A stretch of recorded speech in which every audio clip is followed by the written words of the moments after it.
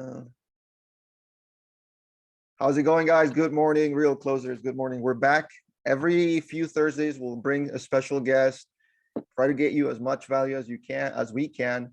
And today, we actually connected with John D. Smith, and he's here to talk about how to create a listing empire using FSBOs, withdrawns, expireds. How can we do that, John? Why don't you introduce yourself, John, to the Real Closers group? Absolutely. Great to be here, Roberto. Thanks for having me. So my name is John D. Smith. I'm with eXp Realty. I reside over here in Charlotte, North Carolina. Been in the business a little over 18 years. And one of the things that's interesting is I'm originally from the Detroit, Michigan area.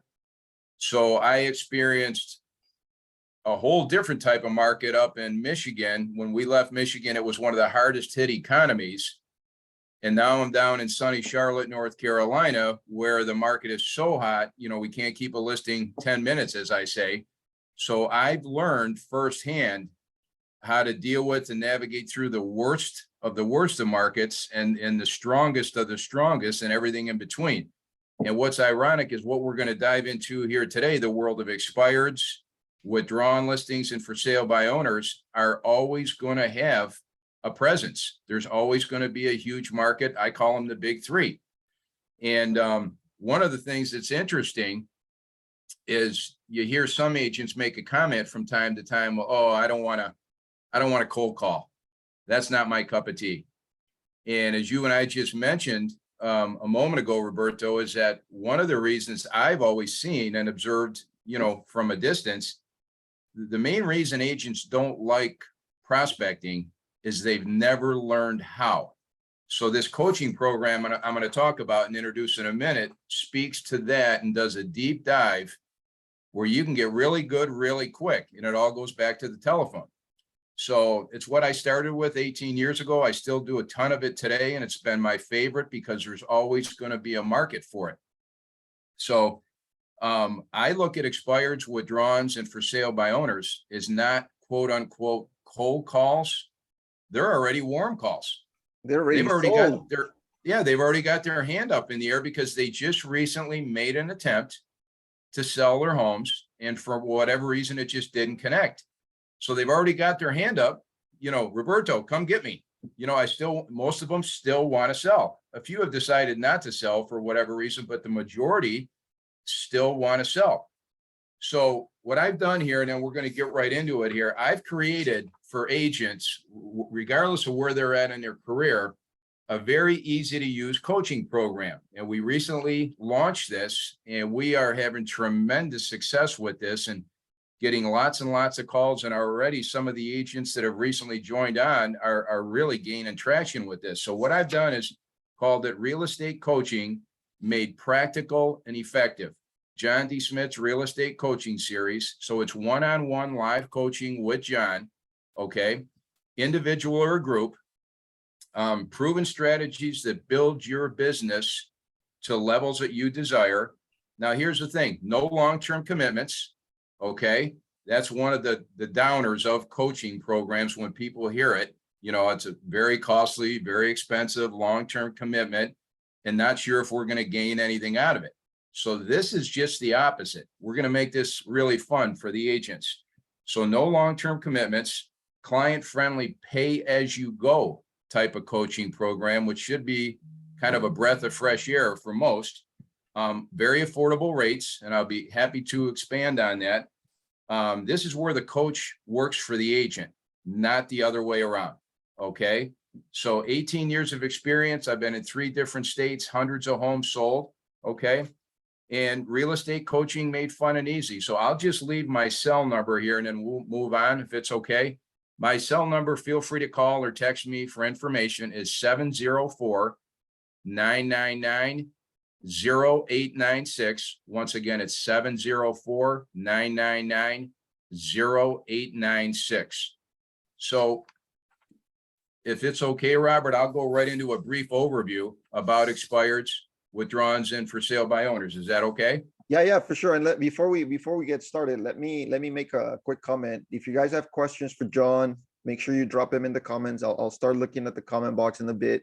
you have any questions, any comments, just feel free to, feel free to drop them in the comment box. If not, you can always reach out to, if you're watching this later on the replay, or if you're watching this on YouTube, make sure you join the Facebook group, Real Closers. And of course, you can always reach out to John directly. He already put his cell up on the video.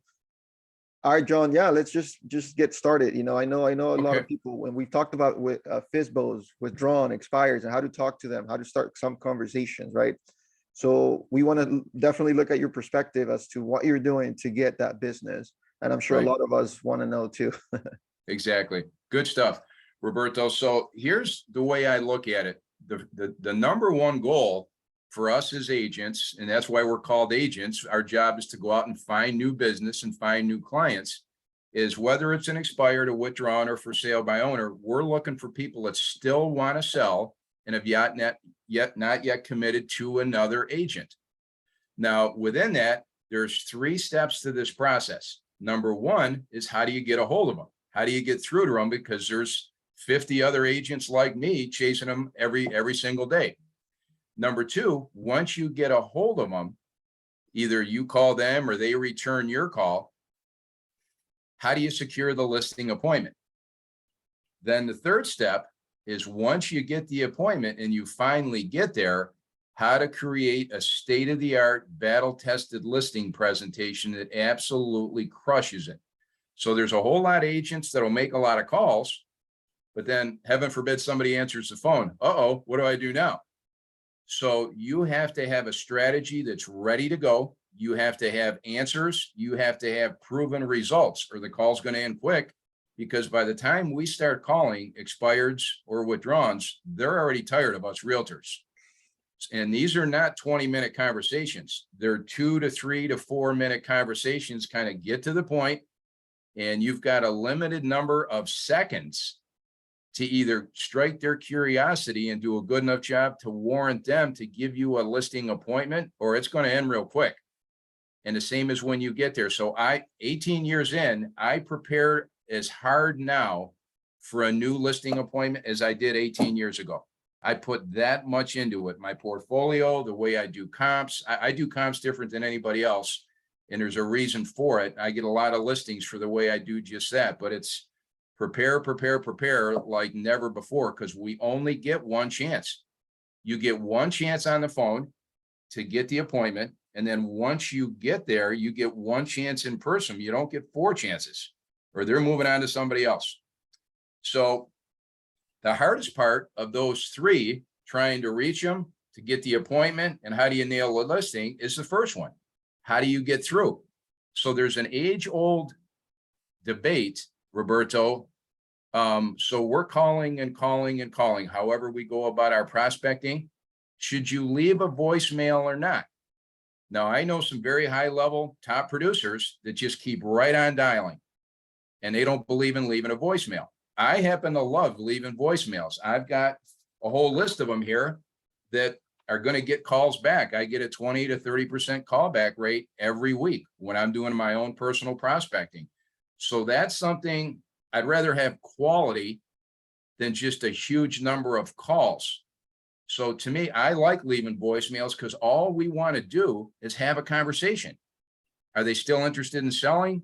They'll tell you a little bit about what they think went wrong the last time around. Say it's an expired. And then it's as simple as, I'm going to give the audience here, just for attending today, I'm going to give them a huge piece of gold here in a minute, and this will get them listings if they're listening. But all we want to ask them is, if you're still interested in selling, are you willing to look at a much more aggressive, possibly more effective way of marketing your home the next time around? I've got a better approach if you want to take a few minutes to listen.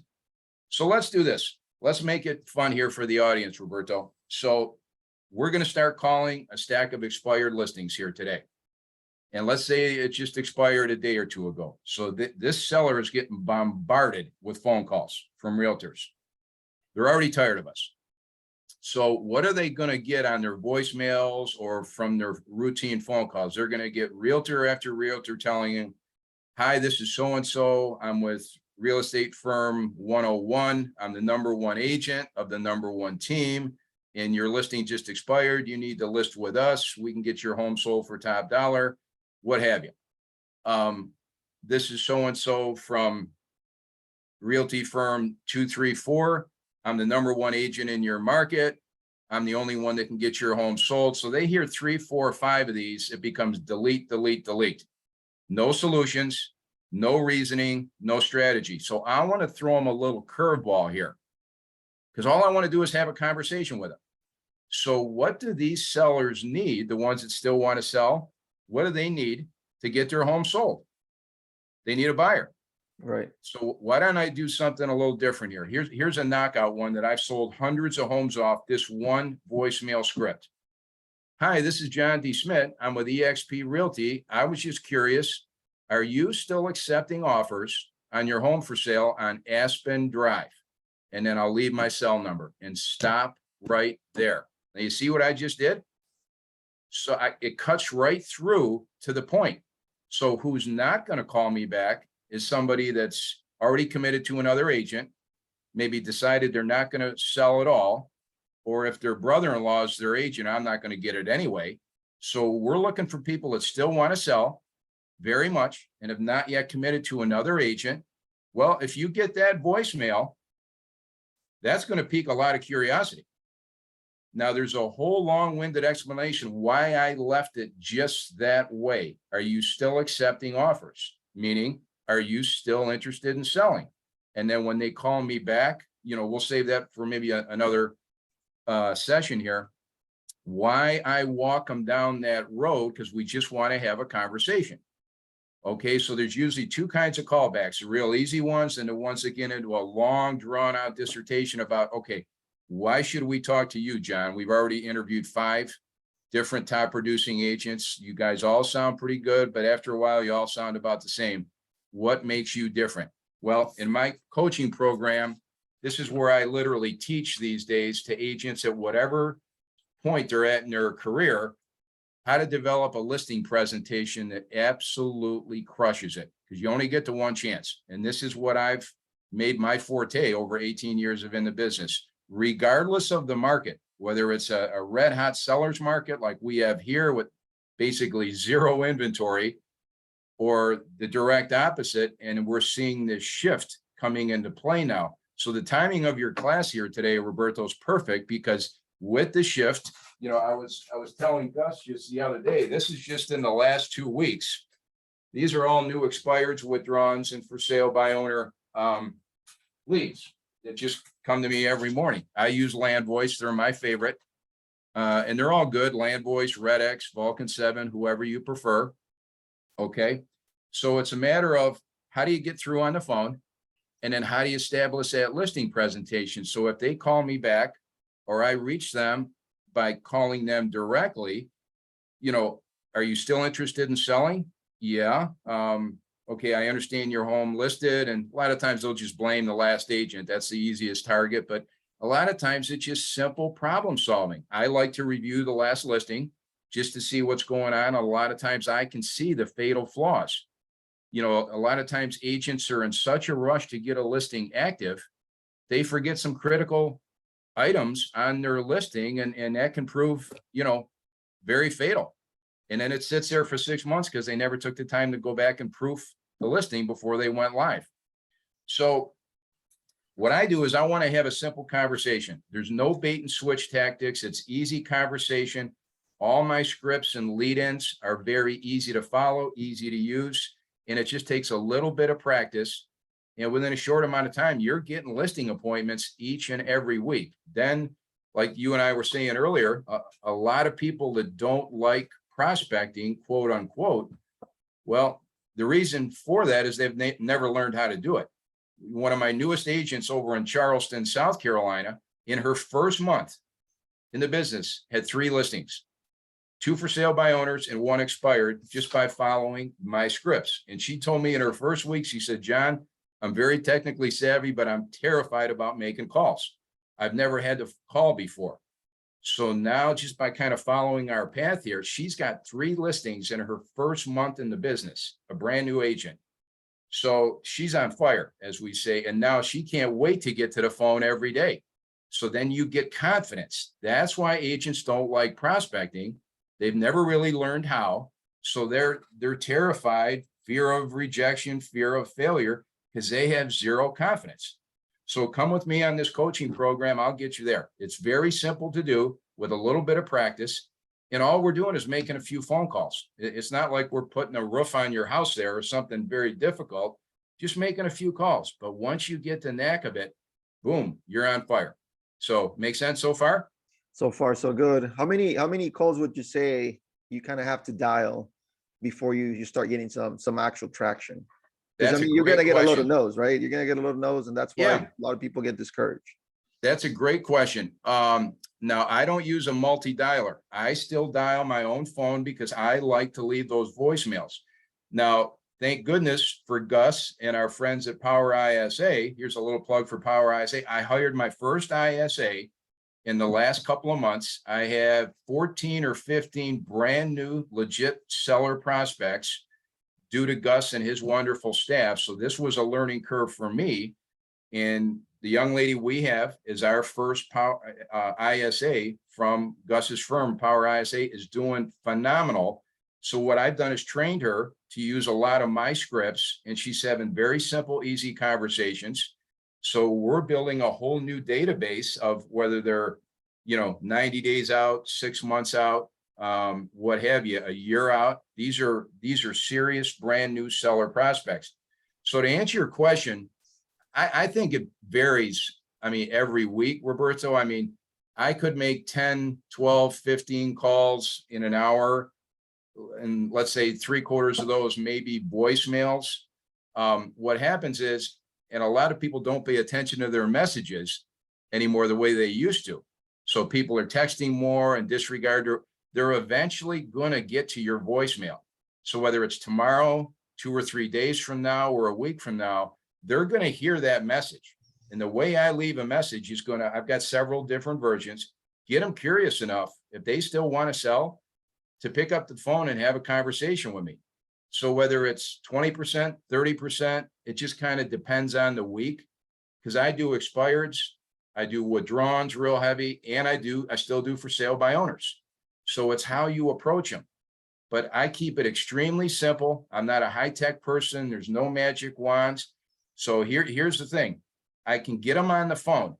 I've got enough experience and cleverness how to get them on the phone and have that conversation. And then once I get them on the phone, I know how to very simply get the listing appointment. And nothing offensive, no tricks to it, just with a simple few questions and answers. But the key is then once you get there, you got to have a state-of-the-art listing presentation that really sets you apart from the rest. Like here in Charlotte, I mean, we got 25,000 agents here. We have 350 people a day moving into Charlotte, and we have nothing for sale. So, in the rare exception there is an expired, or even a for sale by owner, because initially they don't think they need us, right? They're going to sell it without us. They're going to interview 4, 5, 6 other top producing agents. So you better be ready. You better be prepared. That's my forte, is I try to out prepare all the others. I got a couple of tricks in my little bag of tricks that I bring on listing presentations, like a call capturing system that they may have never seen before, a voice activated 800 number. And I can elaborate on that. So I don't know if that makes sense, but every week's a little bit different, but I get a lot of calls back from the way I approach it on the phone. So that's a good thing you mentioned with ISAs, right? Because Gustavo and I, we have been coming on live every Wednesday, not every Monday. Every Monday we talk about this every Monday and how an ISA can help you. But one of the things that was very interesting when I talked to you earlier about that was that you mentioned that the ISAs that you work with, you train them a little bit different so that they sound more like you, right? Right. So I mean, what do you do specifically in order to get the ISAs to get results for you? Because I mean, sometimes you calling, of course, is going to be different than someone else calling, right? Right. How far deep they go into a conversation versus you when you call and you get someone on the phone? Like, Yeah, where's great that question. breakdown? Yeah, great question, because there's a real science to prospecting in general. And I'll politely debate anybody all day long that thinks you can just grab a stack of leads and rattle off 100 calls a day and think it's not going to happen. You got to have a strategy and approach. So to answer your question, which is a great one, Roberto, what I do, the first thing with my ISA, I want them to just be themselves. We don't have to overcomplicate this.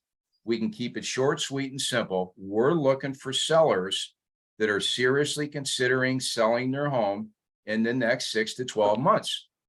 Now, here's a great one for everybody listening right now. So we just had an abrupt change in interest rates. And that's a big part of why the market's beginning to shift, depending on where we're locating. Here's a great phone call to anybody in your sphere of influence, your database, any new leads you have. Say, hi, this is John D. Smith. I'm with eXp Realty here in Charlotte. I was just curious, with the sudden change in interest rates, has that changed your timing at all? Meaning, if you were considering selling in about 6 months, maybe you're waiting for your kids to graduate from school, whatever the reason is, a job location, has this changed your timing at all? Because, I talk about the market itself all the time. I do a lot of speaking. And what I've noticed is people that thought they were a year or two away are now saying, hey, I better jump in now before the whole window closes. Okay. Others are going to say, no, now I'm not going to be able to afford as easily what I wanted to buy. I can easily sell my current home, but now it's going to make it tougher with even less inventory as to where we want to go to buy. Maybe we'll wait a year or two and see if it drops a little bit lower. So here's the big point here, Roberto. It's all relative. So walk with me here for a second. And if the audience here is tracking with us, it's all relative.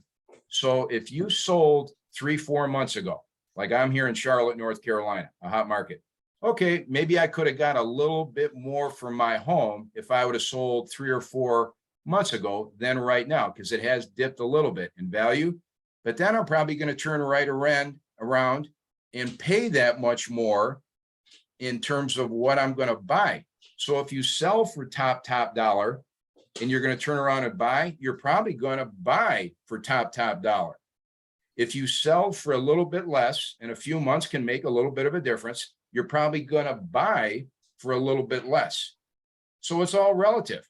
We can't control the interest rates. So if all the dominoes are lined up for you to move, whether it's a job change, you're downsizing, you're upsizing, a second home, the kids are graduating, mom and dad are going to be empty nesters, whatever it is, if the dominoes are lined up for all the right reasons, go ahead and move.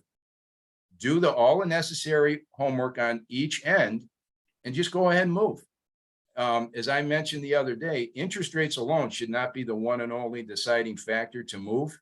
It's part of a bigger equation, but if that's causing a main stress point, the numbers are too tight to begin. You need to reassess your budgeting. So that's kind of how I approach it. Thank you for answering that. We have one question from Jennifer Short. So you talked about, making calls and leaving voicemails, and it's important because now you actually get people to call you back, right? Because now you at least get that person to listen to that. Right. What about text messages? Are they as effective as voicemails, or can you do that on top of voicemails? Yeah, if it's Jennifer, that's a terrific point. And I just started doing this, even though I got a lot of gray hair on my head. I just started doing that a little more aggressively in the last year. If I get an inclination that this address, this seller is just getting bombarded and I can't get through to them after 2 or 3 attempts, I'll text my business card. I got a very snazzy custom designed eXp Realty business card, which I'm real proud of. It's got a picture of my son on the back and everything. It's a nice conversation point. I'll text a copy of my business card. And I've actually had people tell me, John, we called you back because you're the only one that sent us a text, let alone with a picture of your business card. So Jennifer, great conversation point. I don't do it on every one. But let's say a neighborhood or an address and you really want to go after this one. I'm like, send them everything you got. Text. I'm not into knocking on doors. We can't do that around here. It's no solicitation. We get in big trouble. I've never been a door knocker, but texting, I think, is the next new science, because so many more people are paying attention to texts, even more so than their own voicemails. So I think if that's done right, you can crush it because you're the only one they're going to see, and then send them 2 or 3 texts. If they don't respond by the end of that first week, send them another one. Hi, this is Jennifer, just following up and wanted to make sure you got my last message. Which message? Voicemail or text? So I'm a huge proponent of that. All right, cool. She says, thank you. Yeah, and I really appreciate that too, because that was a question I had. What do you do texting? Because we do leave voicemails, and we found that you do get results because from time to time they listen to them, right? From time to time. And I guess with the text message, you could also say, hey, I left a voicemail. Let me know if you got it. Be happy to talk to you, right? Or something like that, right? Okay. Yeah. See, I ask people all the time, Roberto, I say, do me a favor. If you had somebody calling you, because some of these multi-dialers will call them 4 or 5 times a day. And I ask people like a friend or family, if you see the same phone number coming up 3, 4, or 5 times in a row on your phone, they'll immediately shake their head and say, John, I'll never answer that because that's one of those telemarketers. Now, there's a lot of people that do huge production levels with that approach. I prefer to leave a voicemail. I'll take a little bit less. I want more quality than quantity. Some of my best prospecting days ever are, believe it or not, the days I can't reach a soul, but I'm leaving great quality voicemails all day long. So they may call me back tomorrow or the next day, the end of the week, or a week later. This time of the year, everybody's on vacation over here. Okay, so when they get back, okay, now I can return all my voicemails. If that turns into a listing, touchdown, right? Right. That's the way I do it. That's awesome. How many calls would you recommend someone new? I know you mentioned you had someone in your program already who has been a month into the business. How many calls do you recommend doing right now as a new agent? Like how many hours do you think it's a good number? Yeah, real good questions. Well, now a lot of people come into real estate juggling a second career, a second job. So then we spend a lot of time dissecting their schedule on time management, time blocking. If somebody has another job, they might be able to only make limited calls during weekdays, maybe early evenings, or maybe middle of the day. If they can carve out the time, I mean, I'm the kind, if I travel a lot, teaching and coaching at my group, I've got a pretty spread out revenue share group. But if I'm home for a whole day or two, I keep calling. I start dialing about 8:20 in the morning, and there's a reason why I start dialing at 8:20, not 7:30, or I don't do that early. And I'll call right up to about 6 o'clock. Have you found better results depending on the time that you call? Yeah. And I know I kind of know the answer already. I just want to, just for everybody out there. I used to give that question so much thought, early in the morning, before lunch, after lunch, catch them before they go to sleep at their office, before they're getting ready to leave at 4 o'clock. I'm kind of like this, Roberto, whatever it takes to get a hold of them. See, when I have great luck and everybody laughs at me every now and then, and I'm a big football fan like everybody else, in a couple of weeks, it all kicks off. What about a Saturday afternoon? Now, everybody around here is football crazy. But you're going to catch people home. They're back from shopping or back from the mall or Little League practice, whatever it is. You can catch people home with their guard down, and they'll talk to you for a few minutes. During the week, so many people now are so hustle bustle, you can't get their attention. So I don't think there's really any, to me, whenever you have time to get on the phone and approach it properly, and a lot of it is leaving very specific laser focused voicemails. That's what I teach all day long. You're going to do a lot of business. So whatever works for you. Some people work afternoons or nights, so they've got time in the mornings.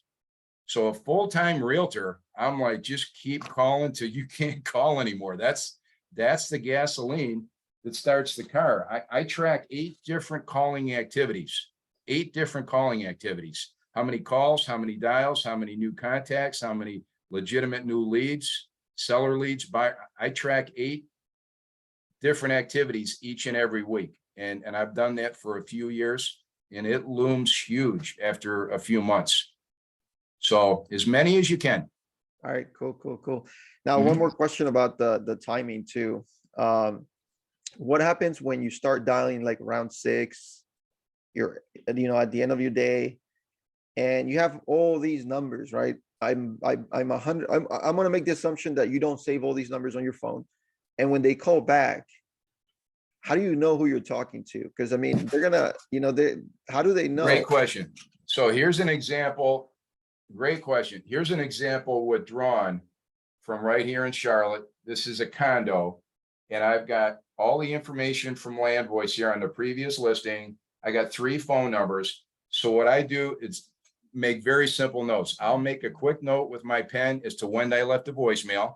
And then if I was able to reach somebody or they call me back, I make notes here right in the margin, what we discussed, what was the conclusion of the call. And then I use 3 different types of follow-up tracking systems. I use a planner for my short-term callbacks, like 45 days or less. Then I've got 2 longer-term, what I call seller prospect binders. These are 3-ring binders full of pages of seller prospects. And this is getting bigger and bigger because of Gus's ISA. She's doing phenomenal for me. So I've got a lot of tracking systems. That's a brilliant question right there, Roberto, because we spend all this time, money, and energies on leads, on how to get good on the phone, but how do you follow up? There's a story out there, the fortunes in the follow-up. So, in fact, before I forget, you'll love this. I did a study about 3 months ago, okay, for newer agents. This is an absolute gold piece of information here, okay? I think at one point, 15 of my last 16 new listings were from leads that were over 90 days old. So think about that. The first week a listing expires, you're going to have 100 calls. I mean, they're going to get hit with a tsunami of phone calls. Probably the second week too. So what happens if you wait 2, 4, 6, 8 weeks? Well, guess what? The seller's answering the phone again. They've got their sanity back from being hit from that tsunami of phone calls because they get tired of us realtors. Now, a lot of them are ready to have a serious conversation because most of them still want to sell. So go get them. I get asked all the time, how many times do I try? I try 3 or 4 times. And if I'm not getting a call back or I can't reach them and I date every call I leave, so I know when I left the last message. After 3 or 4 attempts, if I can't reach them or they're not calling me back, I'm pretty much going to assume they've gone elsewhere or decided not to sell. Okay. But I tell all my new agents, never throw a lead out until you hear no, till it's an absolute closed door, because what if they don't take your call now? They decided, for now, we're going to leave it off. We're not interested in selling. We're disgusted with the market or whatever the problem is. But 6 months from now, hey, something just changed. Now that house we want in Myrtle Beach is available. Okay, or that condo we want. So we got to sell this one. You never know. So never, ever throw a lead out until you hear an emphatic no. There's no option here. There's gold in old leads. So some of my best. So the ones that don't reply or don't call back within the first 3, 4, 5 times that you try, you still get them again in the next 3 months, 6 months. You still hit them up. You still call them again. Yeah. What I'll do, and this is how I categorize my leads. So if I make a contact and they say, John, listen, you sound good, but we're not quite ready for you yet. Call me in 60 days, whenever that may be. So that note is going to go right into my short-term planner. Somebody else may say, John, call me in a year. We got to wait for one more of the kids to graduate from high school. Then we're going to move. Okay. Now here's how you play that. Don't wait a year. Call them every month or 2 and say, hey, this is John, just checking it. And they'll say, John, I thought I asked you to call in a year. And I said, well, you did. And I have that noted. I didn't know you were going to answer the phone. So I was just going to leave you a voicemail and say, I just want to make sure that time frame is still accurate in case something were to change. So I leave them what I call breadcrumb voicemails. So then they're going to think of me first. And then if they answer the call and say, John, I thought I told you a year. So yeah, I'm really sorry, but I just was checking in to make sure nothing changed for you. And it works like a charm. If you wait till a year or you wait 6 or 8 months, then you go to call them, they're gone. They're already in Florida. You know what I mean? They're already sold. Yeah. They're already sold. And what's more frustrating than that? You got that big circle on your planner. I got to call these people over here in Concord in 8 months and they're already gone because things do change. But going back to a minute ago, when you asked that great question, I ask a lot of people now, and this is as easy a question and conversation point you can have, is with the sudden recent change in interest rates and markets starting to shift, has this changed your timing at all? Because all a market shift does when you get down to it, it changes people timing. The people who really want to sell usually still want to sell, but it threw off their timing. So maybe instead of the next 30 to 90 days, maybe it'll be a year because maybe the kid's school schedule just changed.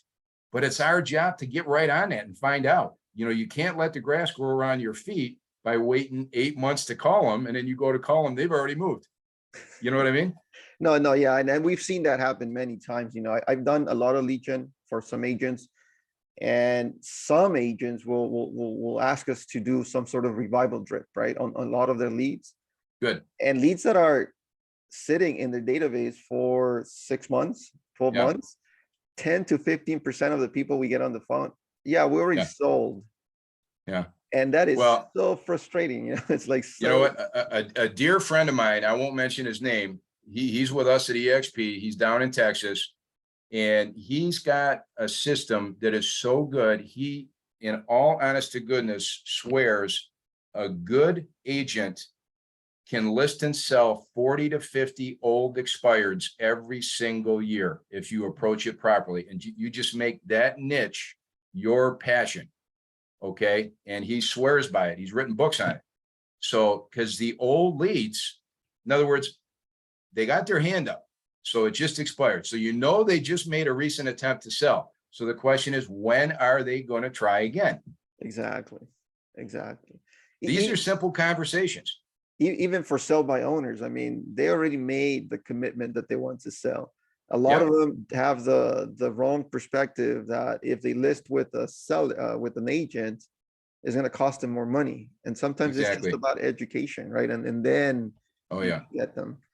Yeah. But yeah, I'll give you one here for sale by owners for our audience that was kind enough. I got a whole page of for sale by owner scripts here that are all just gold, you know, 18 years of practicing.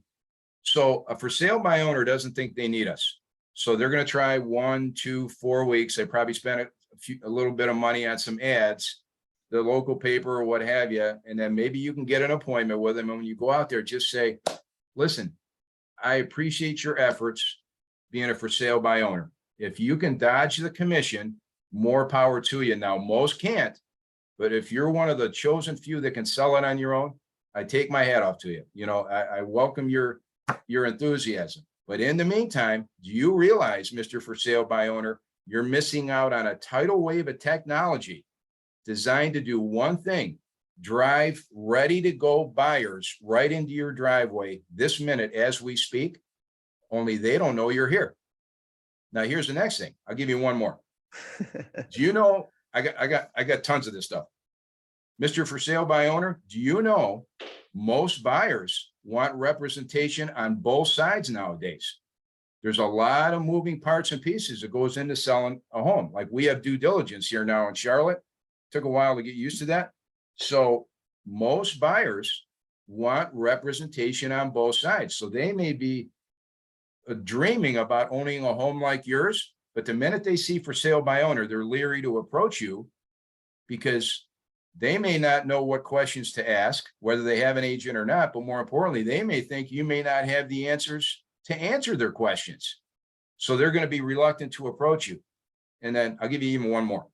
The best buyers, okay, the best buyers, whether it's a big institutional investor that can pull up and just write a check for your house tomorrow and remove all the contingencies to the closing, you never hear of them fooling with for sale by owners. They want fully prepared, well-seasoned, listed homes. They're not going to fool around with a for sale by owner because they think you're hiding something. So there's 3 great scripts right there. You can get a listing from each and every one of those if you set that up right. nice. So good stuff. No, man, definitely. Thank you so much, John. You brought a lot of value. I know we had a couple comments. We had a few likes throughout the live here today.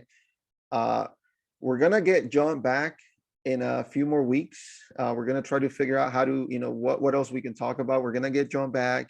We already discussed this. I know a lot of people are waiting right now. They want Sure. listings, right? Every market is different. Every market, some markets, like you say, yours is still really hot. Here in California is still, okay. Some parts are not that great. I mean, some of the homes are sitting for 30, 45 days. So it's great for me as a lender. I can get more people, more buyers. But if you want more listings, FSBOs, withdrawns, expireds are a really great way to get conversations going, get those listings Oh, going. yeah. Yeah, and So- there's always going to be a big market for those, Roberto, whether it's a heavy buyer's market or a red hot seller's market. There's always a market for sale by owners, withdrawns, and expireds. And if you learn how to do it the right way, they're gold. I've been Exactly. doing them 18 years, so several hundred homes sold, and I'd say 90% of my listings sold. I'd say 90% of those are either an expired, a withdrawn, or for sale by owner, because I learned early on how to approach them, and it's been awesome for me. That's awesome. Thank you so much, John, for stopping by. Guys, if you have questions for John and you weren't able to join the live and you're watching this on the recording or on the YouTube channel, make sure you drop it in the comments. John, what's your phone number again? You mentioned people can actually text you directly, right? Absolutely. They can call or text anytime or leave a message. I do listen to my voicemails as we were talking earlier. John D. Smith, the name you can see here on the screen, the number is 704-999-0896. 704-999-0896. And if Be they want happy to to learn a talk. little bit more about your coaching program, is there a website or a link you can drop in the comments, or they just reach you directly and you talk to them? They can reach us directly here, and I've got all kinds of documents and all the necessary information. We prefer to keep it amazingly simple to make it easy for the agents. And yeah, we can explain it fairly quickly and easy for them. It's real easy to do. All right. Thank you so much, John, for being here. We'll see you again in the next one. All right. All right, great, Roberto. Thank you for having me. Have a great day. You too. Bye-bye. All right, bye-bye.